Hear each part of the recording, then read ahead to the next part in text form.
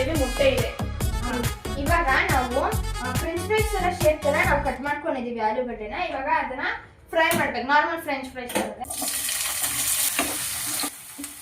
So ಇವಾಗ fry ಆಗಾದ್ಮೇಲೆ ಇವಾಗ ಮೊಟ್ಟೆ ಹಾಕ್ಬೇಕು. ಮೊಟ್ಟೆ ಹಾಕೊಂಡಿರೋದು ಎಂತಕ್ಕಂದ್ರೆ ಅಷ್ಟು ಕ್ವಾಂಟಿಟಿ ಫ್ರೆಂಚ್ ಫ್ರೈಸ್ ಇದೆ ತಾನೆ, ಅದಕ್ಕೇನೆ. ಸಾಲ್ಟ್ ಹಾಕ್ತಾ ಇದೀವಿ, ಆಮೇಲೆ ಚಿಲ್ಲಿ ಪೌಡರ್, ಪುಡಿ, ಪೆಪ್ಪರ್. ಆಮೇಲೆ ಇದನ್ನ ನಾವು ಮಾಡಬೇಕು.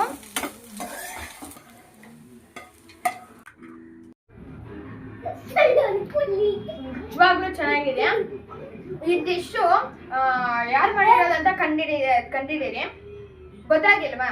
ಇದು ರಕ್ಷಿತಾ ಆಮೇಲೆ ರಘು ಅವರು ಬಿಗ್ ಬಾಸ್ ಮನೆಯಲ್ಲಿ ಇರೋ ಟೈಮಲ್ಲಿ ಈ ಡಿಶ್ ನ ಮಾಡ್ಕೊಂಡು ಜಾಸ್ತಿ ತಿಂತಾ ಇದ್ರಂತೆ.